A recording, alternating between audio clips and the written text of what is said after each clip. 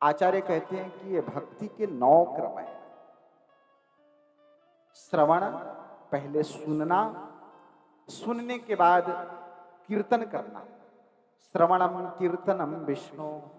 जब आप कीर्तन करने लगते हैं तो उसके बाद भगवान का स्मरण, ठाकुर की याद अपने आप आने लगती है। श्रवणम कीर्तनम विष्णु, स्मरणम पाद सेवनम, अर्चनम वंदनम दास्यम, सख्यमात्मनिवेदनम। ये 9 सूत्र अपने पिता को बताया। पिता नाराज हो गया, कहा कि ये तो मेरा पुत्र बिगड़ गया, ये तो नारायण को सब कुछ मानता है। प्रहलाद जी ने कहा कि पिताजी, सत्य तो यही है कि आप भी नारायण की शरणागति स्वीकार कर लीजिए, आपके सारे अपराध हमारे प्रभु क्षमा कर देंगे। क्रोधित होकर के पिता ने अपने पुत्र को कारागार में बंद कर दिया, सर्पों के बीच में फेंक दिया, हाथी से कुचलवाने का प्रयत्न किया कि किसी भी तरीके से मर जाए। एक दिन तो समुद्र में ही फेंक दिया, फिर भी प्रहलाद जी मरे नहीं, बच गए। हिरण्यकश्यपु बड़ा चिंतित हुआ कि अब करूं तो क्या करूं। एक दिन अपनी बहन को बुलाया। बहन ने कहा कि भैया आप चिंता मत करो, मेरे पास ब्रह्मा जी का आशीर्वाद से एक चादर मिला हुआ है और ऐसी शक्ति है कि उस चादर को जो भी ओढ़ लेगा वो न जलेगा, न गलेगा, न कुछ भी नहीं होगा उसका। कहे ठीक है, उस चादर को ओढ़ करके मैं बैठ जाती हूं और मेरे गोद में प्रहलाद को रख देना और चारों तरफ से आग लगा देना, तो आग लगेगी तो वो जलकर भस्म हो जाएगा और मैं चादर ओढ़ी रहूंगी, मैं बच जाऊंगी। ऐसा ही हुआ, गोद में बैठा दिए। लेकिन भगवान की बड़ी प्रबल माया, जब आग लगी तो हवा भी बड़ी तेज चली और वह चादर उड़ करके जाके प्रहलाद जी के ऊपर हो गया और होलिका जलकर भस्म हो गई। बोलिए भागवत भगवान की, श्री वृंदावन बिहारी लाल की। प्रहलाद जी फिर भी नहीं मरे। अंत में एक दिन हिरण्यकश्यपु प्रहलाद जी को एक खंभे में बांध दिया और कहा कि एक बात बता, तू कहता है ना कि तेरा भगवान सब जगह है, तो क्या इस खंभे में भी है? प्रहलाद जी ने कहा कि पिताजी, हमारे भगवान अंतर्यामी रूप से सब जगह विराजमान रहते हैं, आप इस खंभे की बात हटा दो। कहे कि ये बता इस खंभे में है या नहीं है? प्रहलाद जी ने कहा कि हाँ, इस खंभे में भी है। हिरण्यकश्यपु क्रोध में आकर के और अपनी गदा का प्रहार किया, खंभा टूट गया और भगवान नरसिंह प्रकट हो गए। बोलिए नरसिंह भगवान की। जब भगवान नरसिंह प्रकट हुए अत्यंत क्रोध में, आधा शरीर मनुष्य का और मुख सिंह का है, बड़े बड़े नाखून हैं। हिरण्यकश्यपु को उठा करके और घर के दरवाजे देहली पर बैठ गए। तो हिरण्यकश्यपु को वरदान मिला था कि वो न दिन में मरेगा, न रात में, न अस्त्र से, न शस्त्र से, न मनुष्य, न देवता से, न राक्षस से।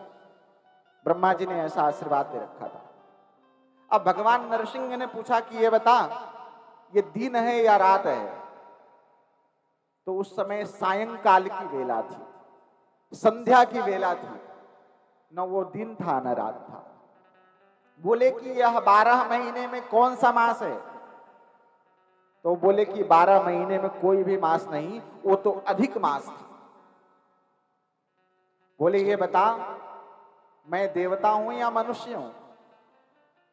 तो न भगवान मनुष्य के रूप में आए, न देवता के रूप में आए, आधा पशु का रूप और आधा मनुष्य का रूप। नरसिंह रूप था। भगवान ने कहा मेरे हाथ में अस्त्र है या शस्त्र है, तो भगवान के हाथ में कोई अस्त्र शस्त्र नहीं था, बड़े बड़े विकराल नाखून थे भगवान के। उसी समय भगवान ने हिरण्यकश्यपु के पेट को फाड़ दिया।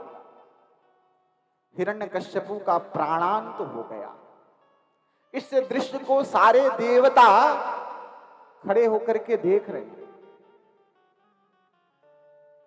सभी भयभीत हैं कि भगवान नरसिंह का क्रोध कैसे शांत हो। बड़े उग्र देवता हैं भगवान नरसिंह। सबने कहा कि देखो, क्रोध भगवान नरसिंह का तभी शांत होगा जब उनका भक्त उनके सामने जाए। देवताओं ने प्रहलाद जी को उनके सामने रख दिया। प्रहलाद जी छोटे से ऐसे भगवान के क्रोध युक्त स्वरूप को पहली बार देखा।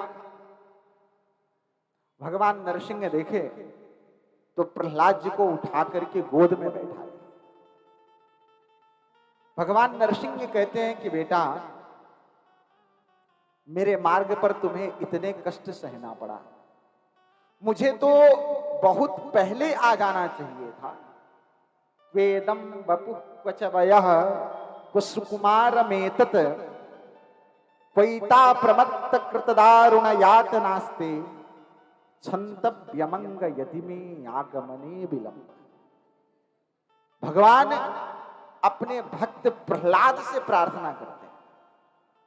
कहते हैं कि बेटा, इस उम्र में लोग अपने पिता के आंगन में खेलते हैं, तुमने मेरे लिए अपने बालपन के सुख को गंवा दिया।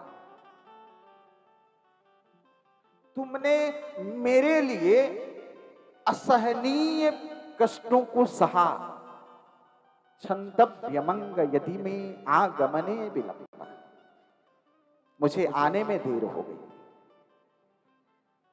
अब बता तुम्हें क्या चाहिए।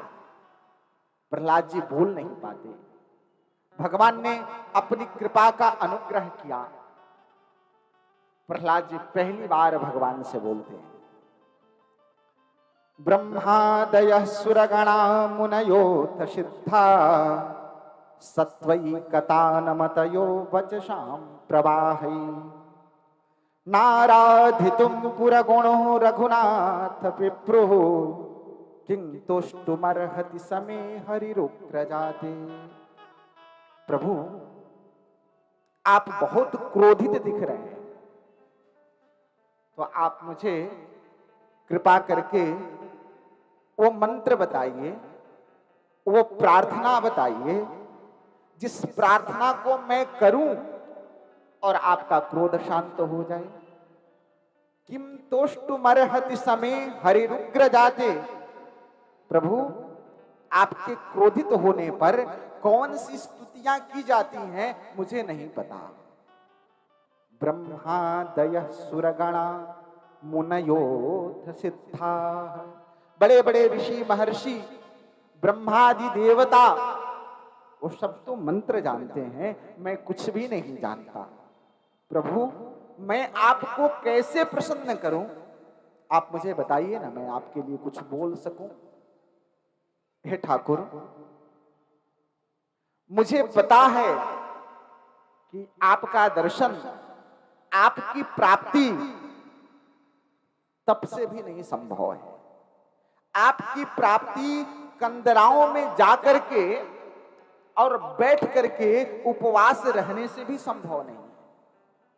हे प्रभु, आप तो अपने भक्त के भाव को देखते हैं और भाव को देख करके आप प्रभु भाप लेते हैं, और आप जब स्वयं जब कृपा करते हैं तो आप उस जीव को मिल जाते हैं। प्रभु, हे प्रभु, मैं कहां तक आपकी स्तुति गाऊं, वो सामर्थ्य मुझमें नहीं है।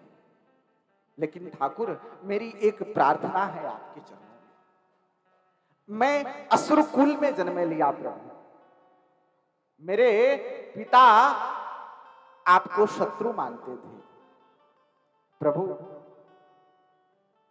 एक निवेदन करना चाहता हूं मैं। आप मुझे कुछ देने से पहले आप मेरे पिता के ऊपर कृपा कर देना। मेरी प्रथम कामना ये है। भगवान कहते हैं कि बेटा, जिसके कुल में, जिसके वंश में तुम्हारे जैसा भक्त हो, तो उसके पूर्वज यदि नरक में भी हैं, तो तुम्हारे भक्ति के प्रभाव से वो मेरे वैकुंठ दिव्य लोक में आ जाते हैं। भगवान ने प्रथम वरदान प्रहलाद जी को दिया। कहे, प्रभु एक बात आपसे निवेदन करनी थी। मैं तो असुर जाति में हूं ठाकुर। ये जो मेरी इंद्रियां हैं ना, ये संसार की तरफ खींचती हैं। आंखें संसार को देखना पसंद करती हैं, जिह्वा स्वादिष्ट वस्तु खाना पसंद करती है, ये मन संसार में जाना पसंद करता है, आपके चरणों में आना नहीं पसंद करता। प्रभु आप ऐसी कृपा कर देना मेरे जीवन में कि मेरे मन की दिशा बदल जाए, मेरे जीवन की दशा बदल जाए, और ये संसार के जितने भी राग हैं ना, मेरे जीवन से उतर जाए। मेरे जीवन में केवल आपके चरणों की भक्ति आ जाए, यही मेरी कामना है। भगवान श्री नरसिंह श्री प्रहलाद जी को अभय वरदान देते हैं, राज्य सिंहासन पर बैठाया है। हम सब भी अपने मन के भाव को उस प्रहलाद जी की तरह निर्मल और शुद्ध रख करके अपने ठाकुर से, अपने आराध्य से उस प्रीत को जब हम बांध लेते हैं, तो भगवान भी हमें हर परिस्थितियों में हमें साथ देने के लिए, हमसे मिलने के लिए ठाकुर आ ही जाते हैं।